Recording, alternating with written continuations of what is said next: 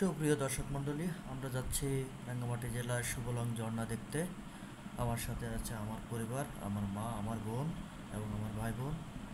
আমরা কাপ্তাই লেক দিয়ে একটি ইঞ্জিনের নৌকা করে সুবলং ঝর্ণার উদ্দেশ্যে রওনা দিয়েছি। চমৎকার দৃশ্য আপনারা দেখতে পাচ্ছেন, পানি থই থই করছে, উঁচু উঁচু পাহাড়, যেদিকেই চোখ যাচ্ছে উঁচু উঁচু পাহাড় দেখা যাচ্ছে। আর পাহাড়ের বাঁকে বাঁকে উপত্যকা ব্যাপী পানি আর পানি, বিস্তীর্ণ পানির রাশি আর পাহাড় মিলে একাকার হয়ে গেছে। চমৎকার দৃশ্য। এই দৃশ্য দেখতে দেখতে আমরা সুবলং ঝর্ণায় পৌঁছে যাব। অসাধারণ লাগে। আমি অনেকবার এই ঝর্ণাটি দেখতে আসছি, যতবারে আসছি ততবারে আমার কাছে অসাধারণ লেগেছে। কখনোই বোরিং মনে হয়নি, বা দ্বিতীয়বার তৃতীয়বার আসছি বলে কোনো বোর ফিল হয়নি।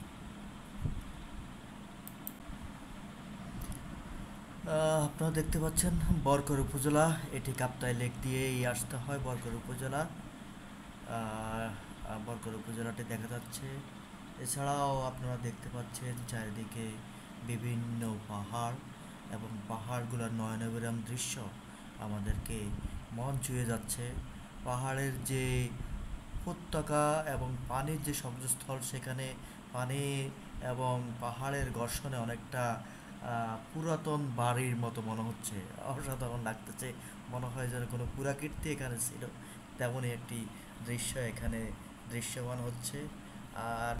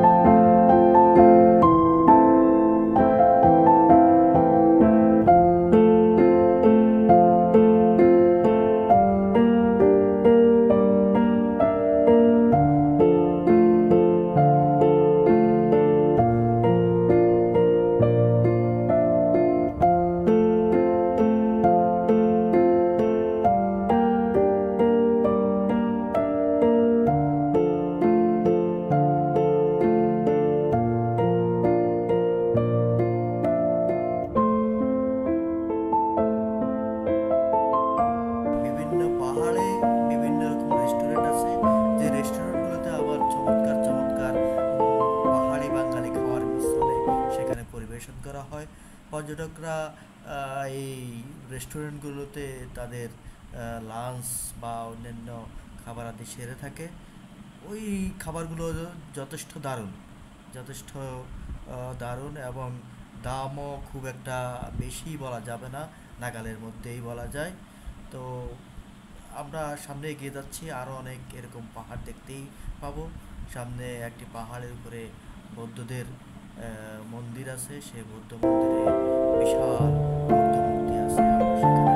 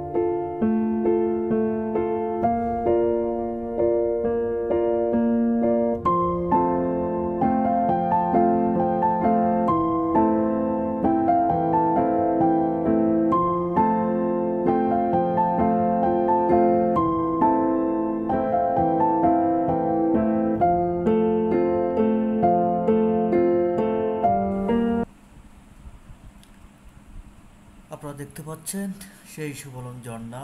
এই সুবলং ঝর্ণা দেখার জন্যই প্রতি বছর লক্ষ লক্ষ পর্যটক এখানে আসে। এই ঝর্ণা যেমন একটি আকর্ষণ আছে, তেমনি এই ঝর্ণাতে আসার যে পথ, কাপ্তাই লেক, এই কাপ্তাই লেকের আকর্ষণও কোনো অংশে কম না।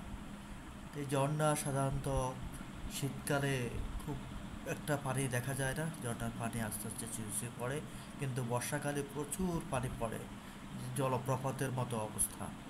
তো সেই ঝর্ণার নিচে আমরা এখন অবস্থান করছি। আপনারা দেখতে পাচ্ছেন অনেক মানুষ এই ঝর্ণাটি দেখতে আসছে। এই ঝর্ণারই পাদদেশে আবার বেশ কিছু স্থানীয় পাহাড়িদের দ্বারা বিভিন্ন দোকান পাট গড়ে উঠছে। তাদের নিজেদের হাতে বোনা বিভিন্ন কাপড়ের সামগ্রী তারা এখানে বিক্রি করছে।